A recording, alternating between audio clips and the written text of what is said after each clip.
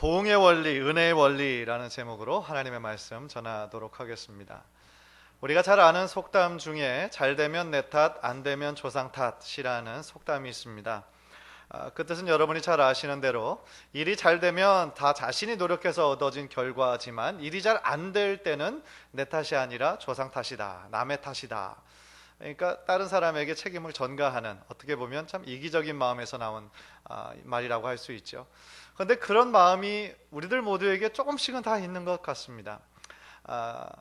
예를 들어서 자신의 집의 형편이 어려울 때에 자신의 부모님들에게 내가 좀 더 부유한 집안에서 태어났으면 조금 더 잘할 수 있었을 텐데, 어떻게 보면 좀 부모에게 그렇게 탓을 하는 자녀가 있으면 참 그 부모님들이 듣기에 가슴 아픈 얘기가 될 수 있겠죠. 또 행복하지 못한 결혼 생활에 대해서 자신의 어떤 배우자에게만 손가락질하는 그런 또 상대방도 있습니다. 그래서 저 인간 때문에 그냥 이 집안이 이렇게 됐다고. 그럴 땐 사람이라고 안 해요. 꼭 인간이라고 그러지. 그 인간 때문에 내가 이렇게 됐다고. 또 자녀가 혹시 뭐 실수를 하거나 또 학교에서 뭔가 좀 문제가 생겼다. 그러면은 꼭 나를 닮아야 되는데 너를 닮아가지고 이렇다. 막 이렇게 또 블레임을 합니다. 많이 들으셨나 보죠, 그런 얘기들을. 그런데 그런 얘기들이 가정뿐만 아니라 회사에서도 일어날 수 있고요. 자신은 열심히 노력했는데 저 사람 때문에 지금 뭐 막혔다라고 생각을 하기도 하고, 또 교회 내에서도 서로 어떤 손가락질하는 경우도 있고, 심지어 국가를 이끌어가는 그런 최고기관에서도 서로 남의 탓만 하는 거죠. 저 사람 때문에, 저 정당 때문에 서로 손가락질하는 것이 어떻게 보면 참 한국 사람들 뿐만 아니라 전 세계 이 사람들 마음 가운데 깊이 뿌리 박힌 하나의 이기심이 될 수 있는 것입니다. 그래서 지금도 기억나는 것이 한 20여 년 전인가요? 그 김수환 추기경이 내 탓이요 운동을 일으켰던 적이 있었어요. 기억나십니까?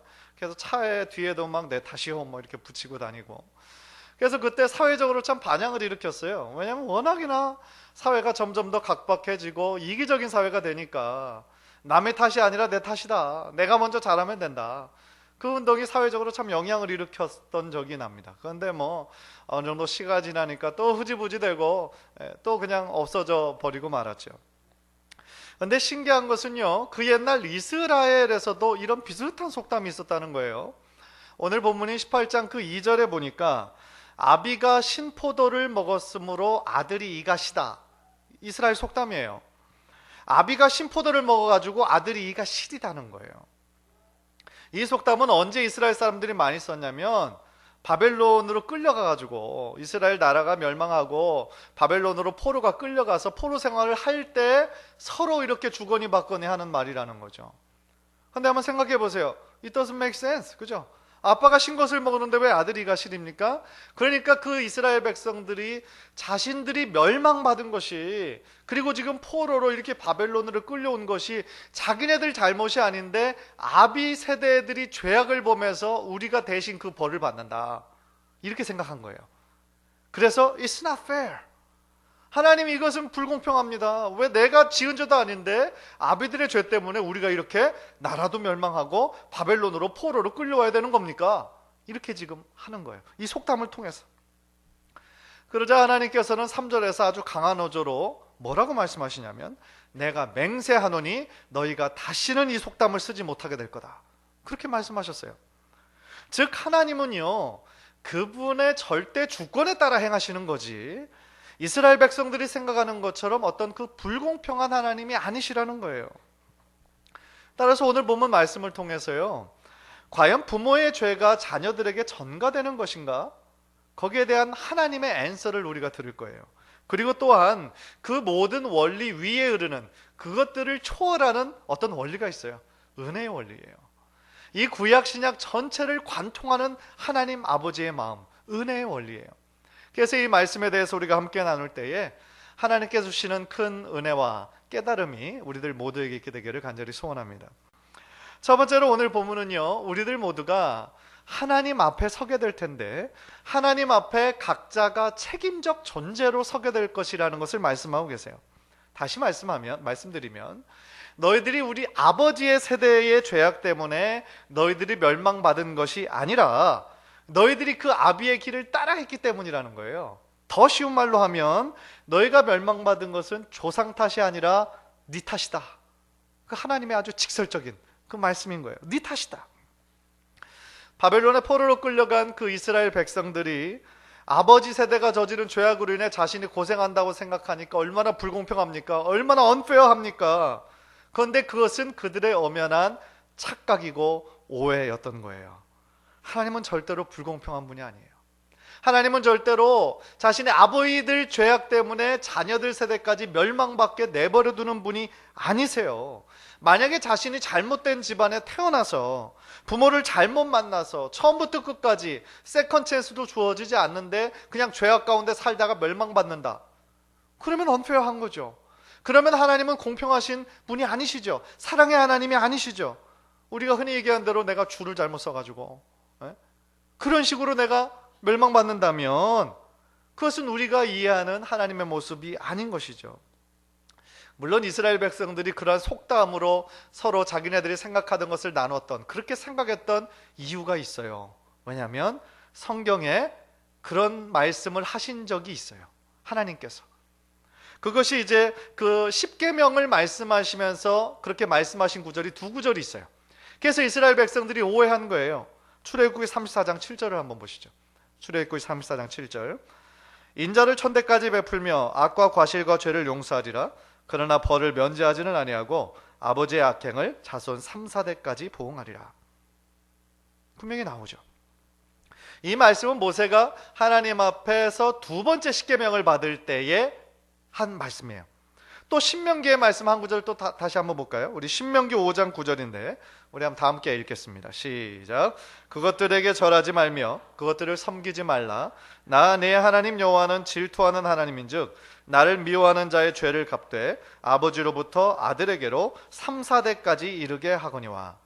위에 두 구절만 살펴보면 이스라엘 백성들이 그렇게 생각하는 게 맞는 것 같아요. 말씀하셨잖아요, 분명히.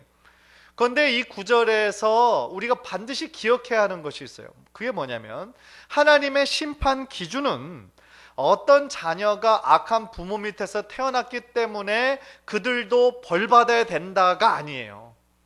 이 말씀의 뜻에 숨겨져 있는 진짜 의미는 뭐냐면 그들이 그 부모 밑에서 태어났기 때문에가 아니라 더 큰 문제는 자녀들이 그 아버지의 그 악한 길을 그대로 따라갔다는 데 있는 거예요. 그 집안에서 태어난 게 문제가 아니라 그들이 분명히 돌이킬 기회가 있었고 저것이 아닌데 저렇게 가면 안 되는데 라고 깨달을 수 있는 기회가 주어졌음에도 불구하고 여전히 아버지가 갔던 길을 답습하듯이 똑같이 걸어갔기 때문에 저들에게 그 형벌이 주어졌다라는 거예요.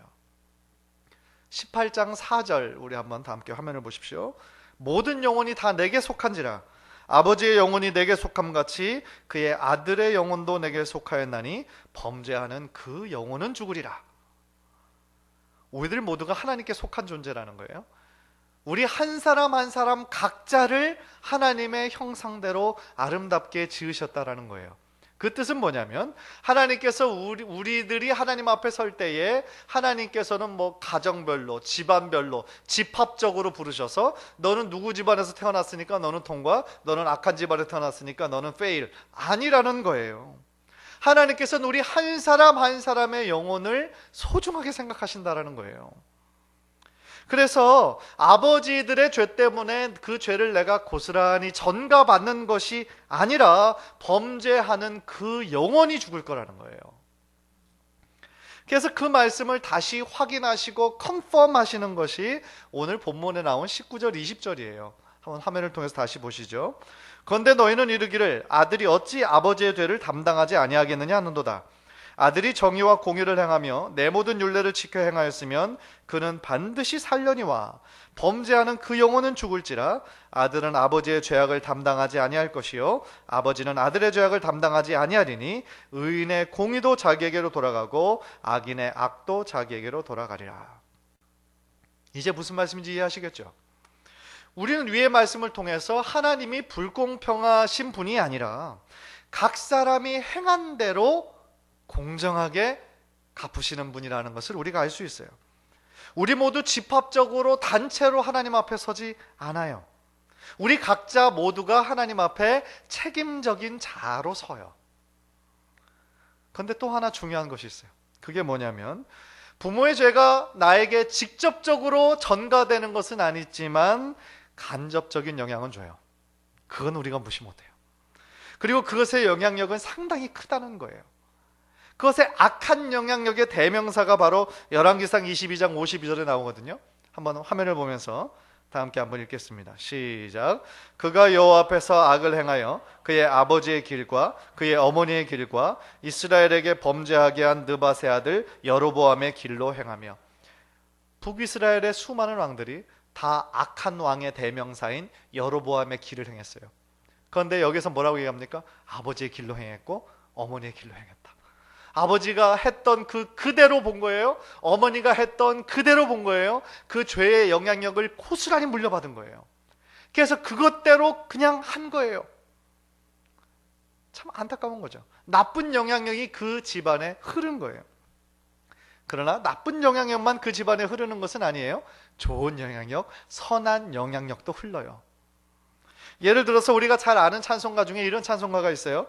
나의 사랑하는 책 비록 헤어졌으나 어머님의 무릎 위에 앉아서 재미있게 듣던 말 그때 일을 지금도 내가 잊지 않고 기억합니다. 내가 지금 보고 있는 책 참 헤어졌지만 다 헤어졌지만 그 낡아가지고 어머님의 무릎 위에 앉아서 들었던 그 재밌던 성경 말씀 지금도 잊지 않고 기억합니다. 어른이 됐어요. 자녀가 다 장성했어요. 결혼해가지고 다 나가 출가했어요. 그런데 가끔씩 어머니의 모습이 떠올라요. 어떤 모습? 내가 아주 어렸을 때 어머님께서 나에게 성경 말씀 들려주시던 그 모습. 또 다른 모습? 어려움에 처했을 때, 그 가정이 정말 어려움에 처했을 때 그 아빠 엄마가 겸손히 손잡고 무릎 꿇고 하나님 앞에 기도하던 그런 모습. 자신이 삐뚤어지고 방황할 때에 자신이 자는 줄 알고 남몰리 들어와서 자신의 손에 손을 잡고 눈물을 흘리며 기도하던 어머님의 모습. 그러한 모습들이 자녀들의 모습 가운데 각인되는 거예요. 선한 영향력이 흐르는 거예요. 그래서 그런 사람들은 방황한다 할지라도 나중에 그것을 생각하고 돌아오게 되는 어떤 선한 통로가 되는 거예요. 우리 성도님들은 여러분의 부모님을 생각할 때에 어떤 모습이 가장 먼저 떠오르세요? 또 반대로 여러분은 여러분의 자녀를 생각할 때에 자녀들에게 어떤 부모로 제일 먼저 기억될 것 같으세요? 저는 여러분의 완벽한 모습을 자녀들에게 보여주라는 그런 뜻이 아니에요. 완벽한 사람 단 한 사람도 없어요. 모두가 연약하고 모두가 실수해요. 앞에선 저도 마찬가지예요. 모두 불완전하고 미성숙해요. 그렇기 때문에 우리가 주님 앞에 더욱더 겸손한 마음으로 나가고 주님 앞에 나의 연약함을 인정하고 기도하며 무릎 꿇어야 될 이유인 거예요.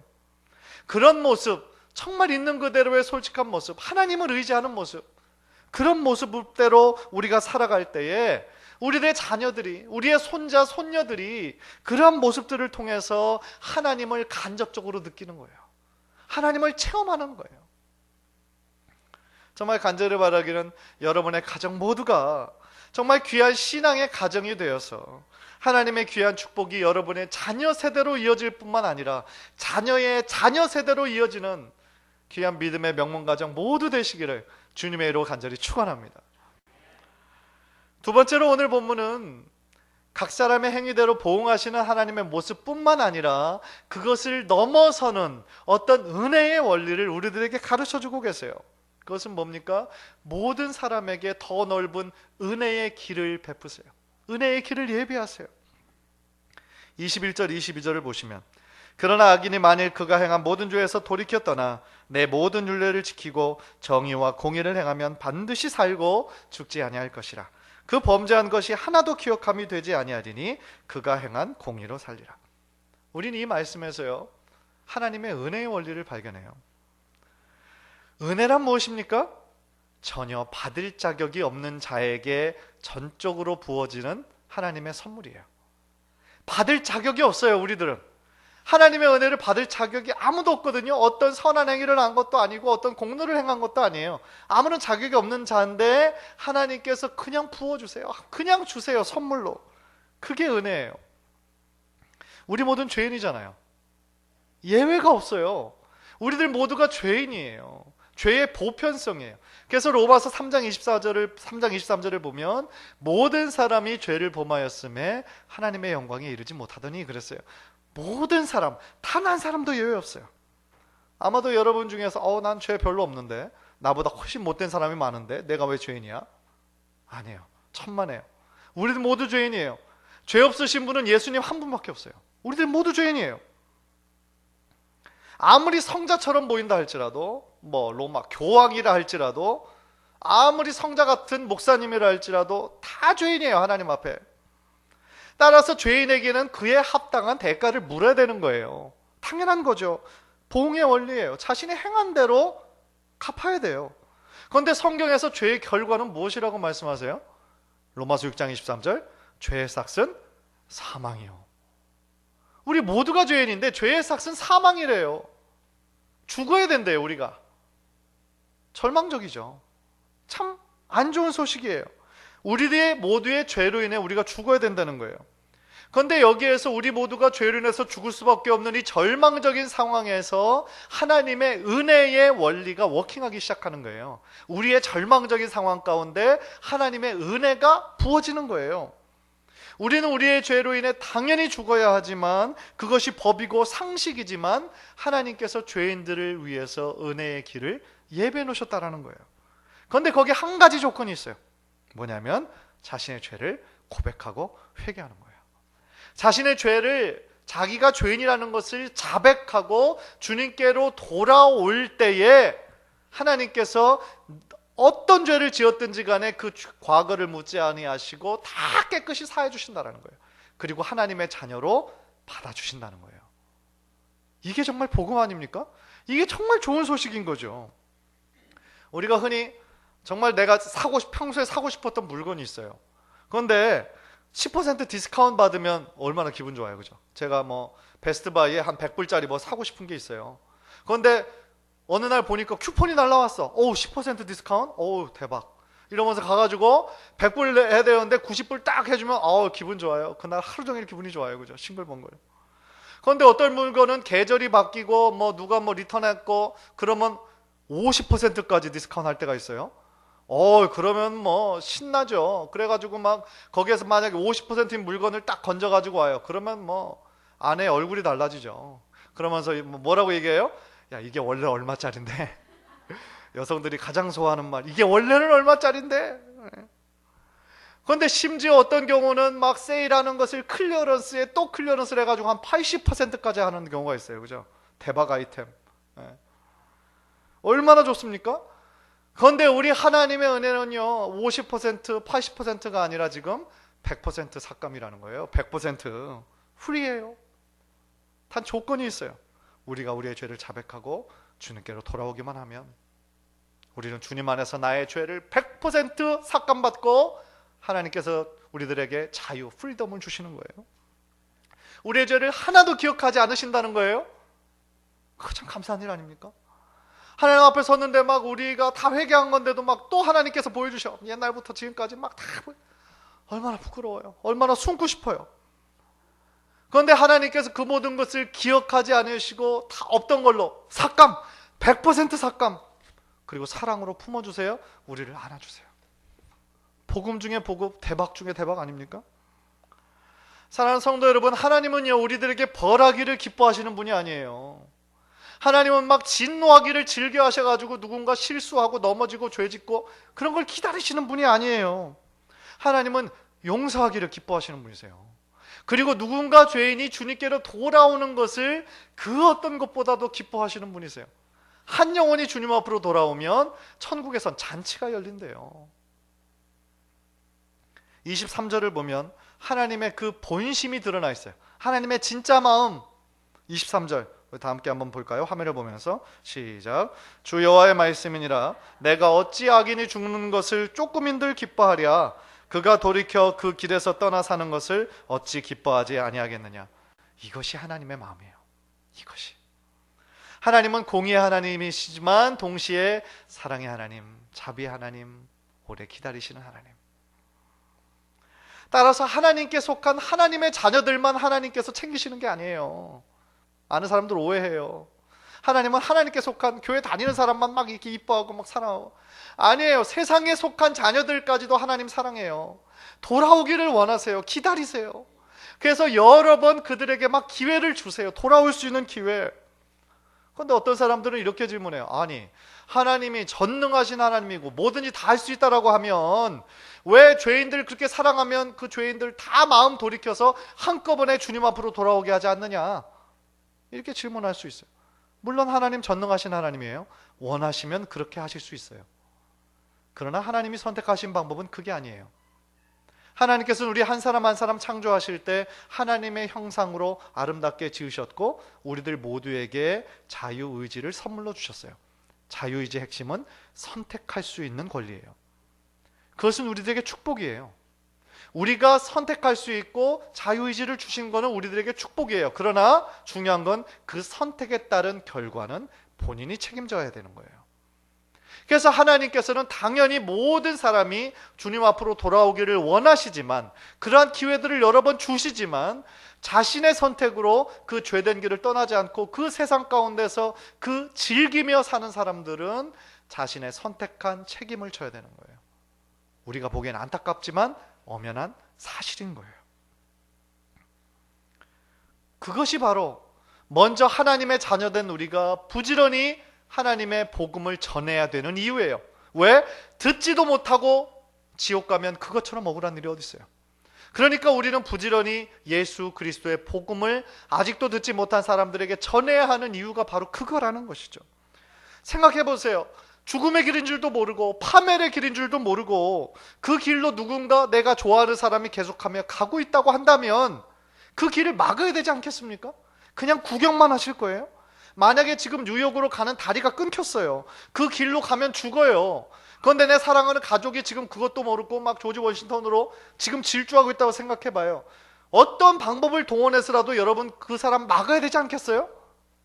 왜냐하면 떨어져 죽으니까요. 지금 큰 돌이 굴러와가지고 막 이 사람이 당장 죽게 생겼는데 저기 뭐냐 거시기 그러니까 돌이 굴러와요 하면 되겠습니까? 제 충청도 사람을 비하하는 게 아니에요. 아시는 것처럼 제가 충청도 사람이죠. 그러니까 정말 다시 한번 말씀드리면 하나님의 은혜의 문은 지금도 활짝 열려 있어요. 하나님은 누구나 하나님으로 돌아오는 것을 지금도 기다리고 계세요. 그러나 중요한 것은 그 문이 언제 닫힐지 아무도 모른다는 거예요. 그리고 지금 시대의 모습 돌아가는 것을 보면 지금 우리는 마지막 때를 살아가고 있다는 거예요. 요즘 우리가 에스겔서 열심히 읽고 있습니다. 이사야, 예레미야 벌써 다 읽었죠. 그리고 소선지서도 꽤 많이 읽었어요. 여러분들 뭐 얼마나 지금 계속 따라 읽고 계시는지 모르겠지만 아마 계속 하루도 빠지지 않고 읽고 계시는 분 참 힘들어요. 그죠? 솔직히 말씀드리면 매번 그 예언서를 읽을 때마다 막 심판, 죄, 또 이스라엘뿐만 아니라 다른 나라들에 대한 죄, 멸망 이런 얘기 계속 반복이 되니까 매일같이 은혜 받았다라고 하시는 분들 많지 않을걸요. 솔직한 말씀으로. 그러나 모든 예언서에 반복되는 내용이 있어요. 모든 예언서에. 그게 뭡니까? 주님께로 돌아오라는 거예요. 주님께로 돌아오라.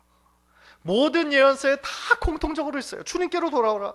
죄의 길을 버리고 악한 행실을 버리고 회개하고 주님께로 나오라. 모든 예언서에 다 들어있어요. 사실 돌아갈 곳이 있다라는 거 그 얼마나 은혜입니까? 그렇지 않습니까? 아무리 여행을 좋아하는 사람이라 할지라도요, 그 여행이 즐거울 수 있는 이유는 그 여행 다 마치고 돌아갈 수 있는 집이 있기 때문이에요. 여러분, 돌아갈 집이 없다고 하면 그 여행이 즐겁겠어요? 그 여행은 여행이 아니에요. 방랑인 거지. 돌아갈 곳이 없으니까 돌아다니는 거지 여행이 아니에요. 우리가 아무리 탕자처럼 방황하고 제멋대로 살아왔다 할지라도 그 삶이 잘못되었음을 깨닫고 다시 집으로 돌아가 부둥켜 안고 울 수 있는 아버지가 있다는 거 은혜예요. 그 아버지는 너무나 좋은 아버지이시고요, 너그러운 아버지이시고요, 아무 말씀하지 않으시고 안아주고 품어주고 다시 회복시켜 주시는 분이에요. 그 아버지가 바로 우리 모두가 섬기는 하나님 아버지예요. 그것처럼 큰 은혜가 어디 있어요? 이사야서 55장 7절 모든 예언서에 공통적으로 나오지만 아주 선명하게 나온 구절이기 때문에 우리 한번 다 함께 한번 읽겠습니다. 시작. 악인은 그의 길을, 불의한 자는 그의 생각을 버리고 여호와께로 돌아오라. 그리하면 그가 긍휼히 여기시리라. 우리 하나님께로 돌아오라. 그가 너그럽게 용서하시리라. 어제 저녁 이 말씀을 준비하면서 저에게 아주 불현듯 떠오르는 한 찬양이 있었어요. 강명식 씨의 하나님 아버지라는 찬양이에요. 그 가사의 내용은 이렇습니다. 하나님, 제겐 참 두려운 게 많습니다. 잘 모르는 것도 많습니다. 부끄러운 일은 헤아릴 수도 없고 지치고 힘든 때에도 그때도 의연한 척 해야 할 때도 있습니다. 그래도 하나님 아버지, 하나님을 아버지라 부를 수 있어서 난 참 좋습니다. 오 나의 하나님 아버지, 하나님을 아버지라 부를 수 있어서 난 참 다행입니다. 오 나의 하나님 아버지, 하나님을 아버지라 부를 수 있어서 난 참 좋습니다. 참 가사가 아름답죠. 한번 준비됐으면 좀 보실까요?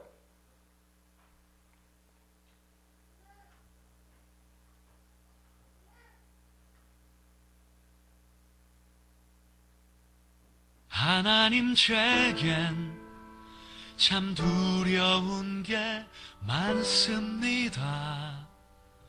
잘 모르는 것도 너무 많습니다. 부끄러운 일은 헤아릴 수도 없고 지치고 힘든 때에도 그때도 의연한 척해야 할 때도 있습니다.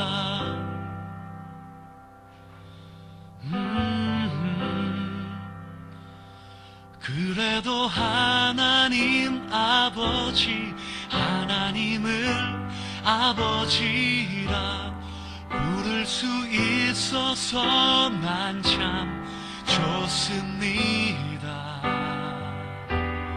오 나의 하나님 아버지, 하나님을 아버지라 부를 수 있어서 난 참 다행입니다. 오 나의 하나님 아버지, 하나님을 아버지라 부를 수 있어서 난 참 좋습니다.